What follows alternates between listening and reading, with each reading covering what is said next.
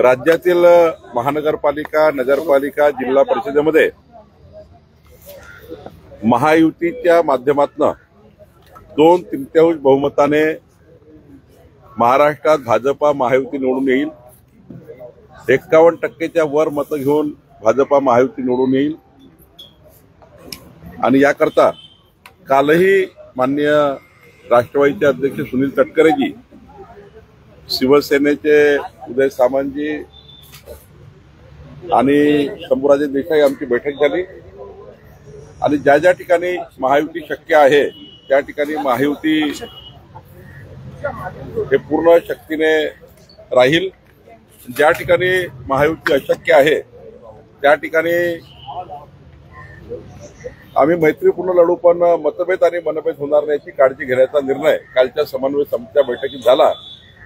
एकंदरीत महाराष्ट्र आम्ही जिंकू आणि जसा विधानसभेच्या निवडणुकीमध्ये 3,18,00,000 मतं घेऊन आम्ही जिंकलो, हीच परिस्थिती स्थानिक स्वराज्य संस्थेमध्ये राहील। काही ठिकाणी स्थानिक जी काही आमच्यासोबत पक्षासोबत जी लढाई आहे ती स्थानिक लढाई आहे आणि त्यामुळं पिंपरी चिंचवड बघितलं तर राष्ट्रवादी वर्सेस भाजप आहे, चंदगडमध्ये हीच परिस्थिती आहे, काही ठिकाणी शिवसेना भाजप कोकणामध्ये आहे। त्यामुळं त्या ठिकाणी मित्रपक्ष लढताना किंवा मैत्रीपूर्ण लढताना कुठल्याही त्या ठिकाणी महायुतीवर परिणाम पडणार नाही अशी काळजी आम्ही काल घेतली आहे। नाही, भाजपाला जे काही भाजपाचं संघटन आहे ती संघटना जे काही आमची शक्ती आहे त्या शक्तीप्रमाणे आम्ही लढू आणि शेवटी मित्रपक्ष आम्ही आहोत। आम्ही प्रयत्न करतोय की एकंदरीत बसायचा, जास्तीत जास्त ठिकाणी हा प्रयत्न होतोय, काही ठिकाणी होत नाहीये। तर आता जशी परिस्थिती आहे तसं पुढे जाऊ। जनतेच्या मनात ज्याला नगरसेवक म्हणून मान्यता आहे, जनतेच्या मनात ज्याला मान्यता आहे त्यालाच तिकीट मिळणार आहे। एक चांगल्या पद्धतीचं सर्वेक्षण आम्ही चालू केलेलं आहे आणि सर्वेक्षणाच्या माध्यमातून काय मेरिट काय डिसमेरिट आहे शेवटी काही अंदाज घ्यावे लागतात, ते अंदाज घेऊन आम्ही पुढे जाणार आहोत। असं आहे की पूर्वाश्रमीच्या काही हिस्ट्रीमध्ये काही एखादा गुन्हा दाखल झाला तर मग त्या गुन्ह्यातनं काही शिक्षा झाली का? गुन्ह्यातनं शिक्षा होणे याला खऱ्या अर्थाने तो आरोपी आहे, तो दोषी आहे वगैरे। FIR एखाद्यावर झाला, FIR झाल्यानंतर त्या ठिकाणी दोषमुक्त झाला असेल किंवा त्या ठिकाणी कोर्टाने काही त्याला सजा दिली नसेल तोपर्यंत आपण साधारणतः प्रत्येकाला एकमत द्यायचा अधिकार आहे, पक्षामध्ये त्या ठिकाणी काम करण्याचा अधिकार आहे आणि त्यामुळे मला असं वाटतं की दोष असेल, कोर्टाने जर दोषी ठरवलं असेल तर आम्ही त्याचा नक्की विचार करतो। काल अंजली दमानियाजी माझ्याशी येऊन भेटल्या, त्यांच्यासोबत शिष्टमंडळी होतं, मी चर्चा केली, त्यांना हे सांगितलं की आमची ACS विकास खारगे यांच्या अध्यक्षतेखाली समिती आहे, तुम्हाला वाटलं तर काही ACS समितीसमोर आपलं मत मांडता येईल आणि त्यांनी मान्य केलं की आम्ही मत मांडू, आमचं त्या ठिकाणी पुरावे ते मांडू आणि त्यामुळं खऱ्या अर्थाने बघ आपला पुढच्या 1 महिन्यामध्ये रिपोर्ट येणार आहे। महिन्याभराचा रिपोर्ट आल्यानंतर याच्यामध्ये कोणत्या कोणत्या अधिकाऱ्यांनी काय काय केलं आहे, शेवटी जे अधिकारी सकृतदर्शनी आम्हाला दिसले आहेत, तहसीलदार आहेत, IGRचा एक मुद्रांक अधिकारी आहेत, त्यांना आम्ही गुन्हे दाखल केले, निलंबन केलं, पुढे कारवाई करू। आमच्या विभागाचे अजून काही अधिकारी याच्यामध्ये इन्व्हॉल्व असतील तेही घरी जातील, ते काही नोकरीत राहणार नाही। राहिला प्रश्न या व्यवहाराचा, या व्यवहारामध्ये आज आम्हाला पेपरवर म्हणजे देवाणमध्ये पेपर जो असतो आमच्या निबंधकाकडे, त्या पेपरवर जे काही आज ऑफिशियल वाटतं त्यांना दोषी धरलेला आहे आणि पुढच्या काळात चौकशीमध्ये जर कोणी त्या ठिकाणी अजून दोषी असेल त्यांच्यावरही कारवाई होईल। नाही, असं आहे शेवटी गव्हर्नमेंट लँड आहे, सरकारी जागा आहे, मला तेही तपासावं लागेल की त्यांनी जे नोटीस दिली आहे 42 कोटीची किंवा ती चौकशी समिती तपासेल की 42 कोटीची नोटीस दिली, जो सरकारी जागेचा व्यवहार आहे। शेवटी जेव्हा एखादी नोटीस आपण देतो तेव्हा सरकारी जागेचा व्यवहार जो आहे तो या नोटीसमधनं जे काही 42 कोटी येणार आहे ते नेमके कशाचे आहे हे मला तपासावं लागेल, कारण आपण व्यवहार रद्द करतोय। व्यवहार रद्द करताना 42 कोटी काय घ्यायचे याचेही मला तपासावं लागेल आणि त्यांनी का दिली हे चेक करावं लागेल. नाही, एकदा ते मुद्रांक अधिनियम केंद्राचा आहे, 1908चा कायदा आहे. केंद्रीय मुद्रांक अधिनियम जो राज्याला लागू आहे त्याप्रमाणे ही कारवाई होतं. मला हे IGR सध्या सुट्टीवर आहे. सोमवारी मी IGRला बोलवलं आहे. IGRला मी चेक करायला लावणार आहे की तुम्ही जे 42 कोटी वसूल करतायत, जो व्यवहारच रद्द आपल्या सरकारला करायचा आहे, जो व्यवहारच त्या ठिकाणी रद्द होणार आहे, कारण ती सरकारी लँड आहे. चौकशी समितीला आमच्या चौकशी समितीचे पॅरामीटर काय आहे, कोणी गडबड केली आहे. सातबारे बंद असताना जे प्रॉपर्टी कार्ड तयार झालं, प्रॉपर्टी कार्ड न बघता कशी रजिस्ट्री झाली, हे सर्व चौकशीचे मुद्दे आहे. चौकशीच्या मुद्द्यावर मी काही भाष्य करणार नाही. पण मात्र IGR आल्यावर मी चेक करेल की 42 कोटीची नोटीस दिली आहे, ती नोटीस व्यवहार रद्द करायचा आहे, तरी नोटीस का दिली हे चेक करावं लागेल. त्यांच्याकडे IGRचा जो अधिनियम आहे त्या अधिनियमाने दिली असेल तर मग पुढे जाऊ. आज तरी आम्ही जे गुन्हा दाखल केला, आमच्या मुद्रांक अधिकाऱ्याकडे लिहून देणारा कोण, लिहून घेणारा कोण, त्यामध्ये पारची सही नाही आहे. पण अधिक माहिती जर समजा FIR मध्ये आहे, FIR मध्ये पोलिसांची चौकशी वेगळी आहे, महसूलची चौकशी वेगळी आहे. दोनही चौकशीमध्ये कोण कोण दोषी आढळतं पुढचा भाग आहे. आणि त्यामुळे मला असं वाटतं लिहून देणाऱ्यांनी सरकारी जागा का लिहून दिली, लिहून घेणाऱ्यांनी कशी लिहून घेतली, दोघांनी ते सरकारी डॉक्युमेंट का तपासलं नाही, त्यापेक्षाही भयंकर आहे की आमच्या अधिकाऱ्यांनी प्रॉपर्टी कार्ड का चेक केलं नाही, बंद सातबाऱ्यावर का कारवाई केली हे तपासावं लागेल. विकास खारगे पारदर्शी अधिकारी आहे, कुठल्याही इन्फ्लुएन्स मध्ये येणार नाही. आणि जे महत्वाचे राज्याचे अधिकारी आहे, IGR, जमाबंदी हे आम्ही घेतले आहे, त्याची गरज आहे. चौकशी समितीमध्ये IGR पाहिजे आहे, जमाबंदी पाहिजे आहे, आम्हाला SCS महसूल पाहिजे आहे.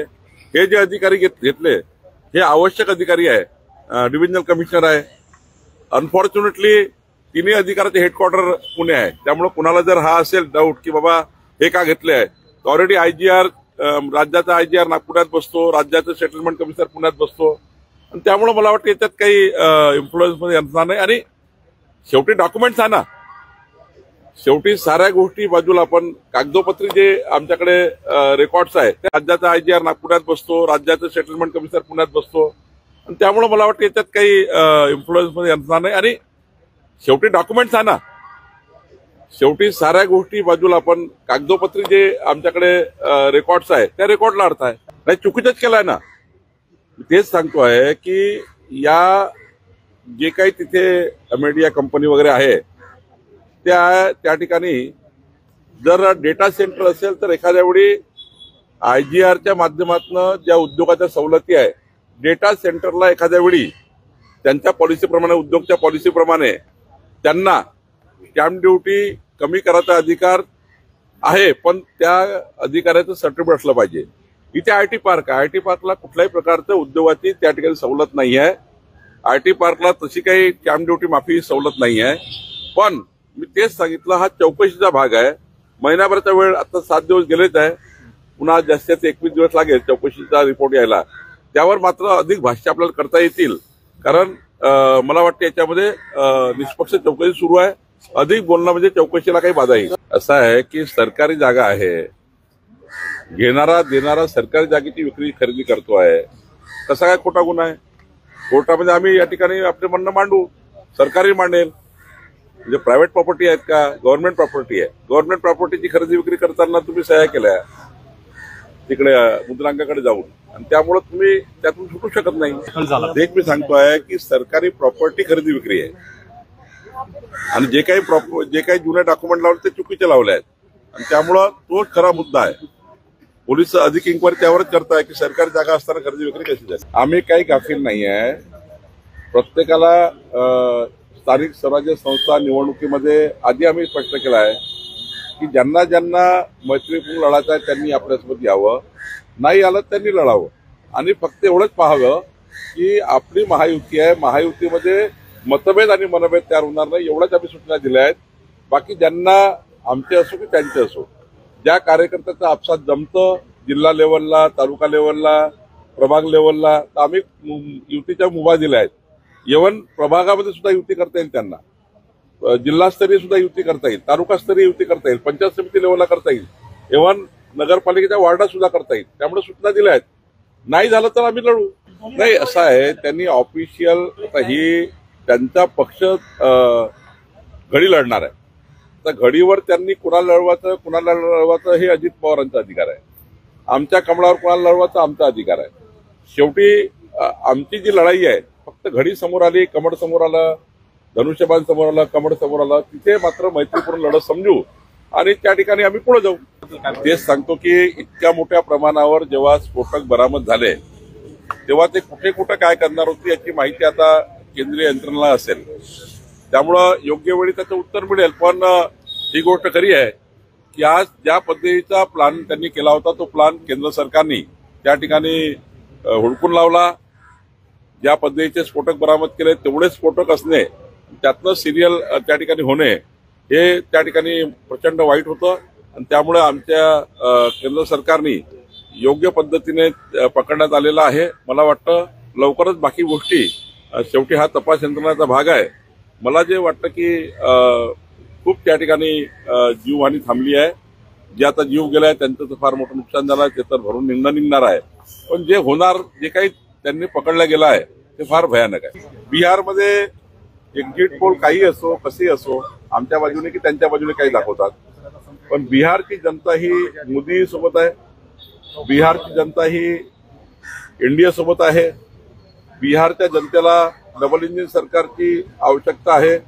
तेथील विकासाला केंद्र राज्य सरकार दोन्ही सरकार महत्वाचे आहे.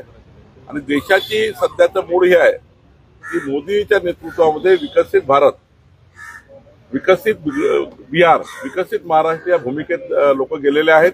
आणि त्यामुळं या देशामध्ये जिथे ते निवडणुका होईल ते मोदीच्या नेतृत्वामध्ये या देशामध्ये आमचा विजय होईल आणि विकसित भारताकरता होईल, विकसित राज्याकरता होईल असं मला वाटतं. शरद पवार साहेबांनी मूळ ओबीसी आणि सूचनांना मला माहिती नाही. ज्यांच्याकडे ओबीसी प्रमाणपत्र आहे, 353 जाती, 18 पगड जाती आहे, जे मायक्रो ओबीसी आहे, या सर्वांनाच उमेदवारी मिळाली पाहिजे.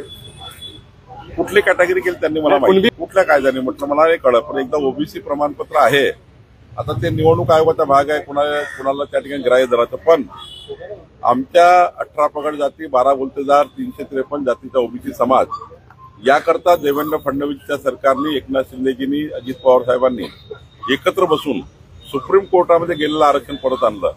मूळ काय आहे, 27% ओबीसी आरक्षण कुणामुळे गेलं तर उद्धव ठाकरेमुळे गेलं. मी काही पॉलिटिकल बोलणार नाही, पण ही वस्तुस्थिती आहे. उद्धव ठाकरे सरकार असताना, शरद पवारजी सरकारमध्ये असताना, महाविकास आघाडीचं सरकार असताना सुप्रीम कोर्टामध्ये बाजू मांडली नाही आणि ओबीसी आरक्षण केलं.